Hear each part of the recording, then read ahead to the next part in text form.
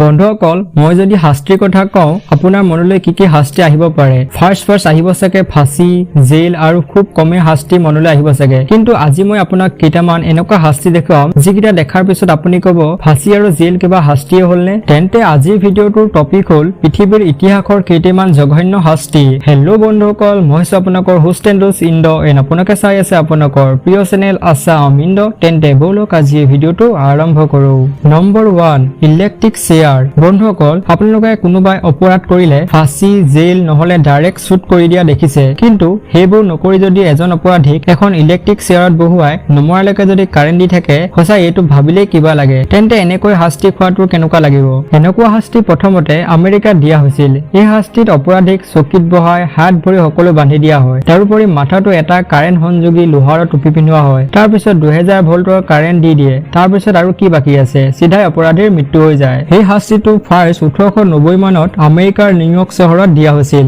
আৰু আজি পৰ্যন্তলৈকে এই শাস্তিটো বিশ্বৰ বিভিন্ন ঠাইত দিয়া হয় নম্বৰ 2 ব্ৰেজেন বুল এইটো গ্ৰীক সভ্যতাৰ এটা অতি জনপ্ৰিয় শাস্তি এই হাড় গৰুটিক সিচিলিয়ান বুল বুলিও কোৱা হয় ইয়াত এটা পিতলৰ হাড় গৰু বনাই তাৰ পেটৰ ওচৰত এখন সৰু দৰ্জা দিয়া হয় আৰু এই দৰ্জাৰ দ্বাৰা যিকোনো অপৰাধীক বুলটোৰ ভিতৰলৈ সোমোৱাই দিয়া হয় আৰু সোমোৱাই দিয়াৰ পিছত দৰ্জাখন তলা মাৰি দিয়া হয় তাৰ পিছৰখিনিটো আৰু বেছি ভয় লগা অপৰাধীক ভিতৰত সোমোৱাৰ পিছত বুলটোৰ তলত প্ৰকাণ্ড জুই লগাই দিয়া হয় আৰু ভিতৰত থকা অপৰাধীটো যাতে বইল হৈ মৰি যায় তেতিয়ালৈকে তলত জুই দি থকা হয় এই বুলটোৰ আৰু এটা ইন্টাৰেষ্টিং ৰহস্য এইটো যে ইয়াৰ মুখৰ ওচৰত নিৰ্মাতে এনেকুৱা এটা সিস্টেম দি থোৱা আছে যে যেতিয়া অপৰাধীটোৱে ভিতৰৰ পৰা চিঞৰিব তেতিয়া বাহিৰলৈ এই সাউণ্ডটো এটা ককবকাই থকা হাড়গৰুৰ নিচিনা হৈ ওলাই আহিব পেৰিলাছ নামৰ ব্যক্তি এজনে ইয়াক নিৰ্মাণ কৰিছিল তেওঁ এইটো আশাত বনাইছিল যে ৰজাক দেখুৱাই ৰজাক মনমুগ্ধ কৰিব আৰু ৰজাৰ পৰা বৰঙনি পাব কিন্তু সেইবোৰ একোৱেই নহল বৰঞ্চ ৰজাই তেওঁকে ইয়াৰ ভিতৰত সোমোৱাই প্ৰথমটো টেষ্টিং কৰি দিলে পিছলৈ কোৱা হয় যে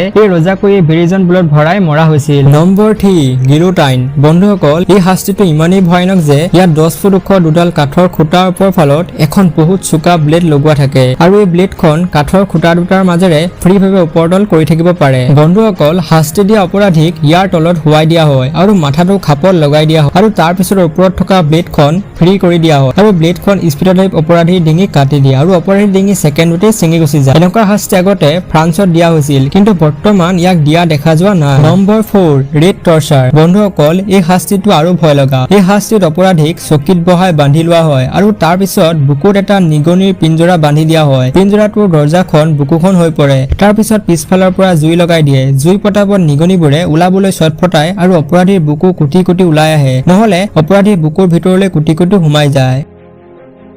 নম্বৰ 5 ফায়াৰিং স্কোৱাড বন্ধুসকল এই শাস্তিটো এতিয়াও বিশ্বৰ বিভিন্ন প্ৰান্তত দিয়া হয় এই শাস্তিত অপৰাধীৰ চকু হাত বান্ধি লোৱা হয় তাৰ পিছত সৈন্যবাহিনীয়ে ফায়াৰিং কৰে আৰু তেতিয়ালৈকে ফায়াৰ কৰে যেতিয়ালৈকে অপৰাধীৰ গাৰ পৰা ধোঁৱা ওলাই নাযায় আৰু উশাহ বন্ধ হৈ নাযায় এই ধৰণৰ শাস্তি অপৰাধীক ৱালত বান্ধি কাৰ মাৰি মাৰিও দিয়া হয় আৰু তেতিয়ালৈকে মাৰি থকা হয় যেতিয়ালৈকে অপৰাধীৰ মৃত্যু নহয় তাৰ পিছত অপৰাধীৰ মৃতদেহটো তাতে এৰি থৈ যোৱা হয় পিছত এই মৃতদেহটো হগুন কাউৰী আদিয়ে খাই পেলায়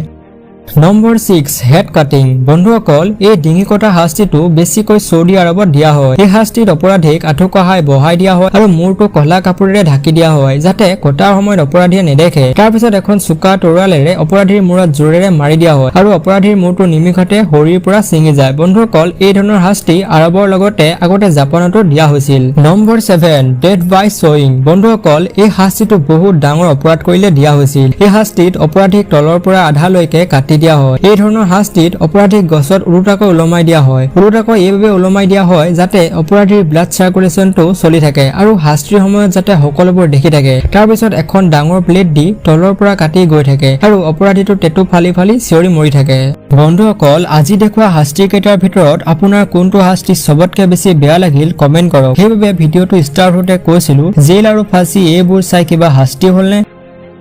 তেন্তে বন্ধুসকল আজি ভিডিঅ'টো চাই কেনেকুৱা লাগিলে কমেন্ট কৰিব নাপাহৰিব যদি মোৰ কাম অলপ হলেও ভাল লাগিছে তেন্তে চেনেলটো সাবস্ক্ৰাইব কৰিব নাপাহৰিব আৰু কাষতে থকা বেল আইকনটো প্ৰেছ কৰি যাব তেতিয়া মোৰ সকলো ভিডিঅ'ৰ নটিফিকেশ্যন আপোনাৰ ওচৰলৈ যাব তেন্তে বন্ধুসকল আজিলৈ ইমানেই টেক কেয়াৰ পিছ জয় আই অসম বাই বাই গাইজ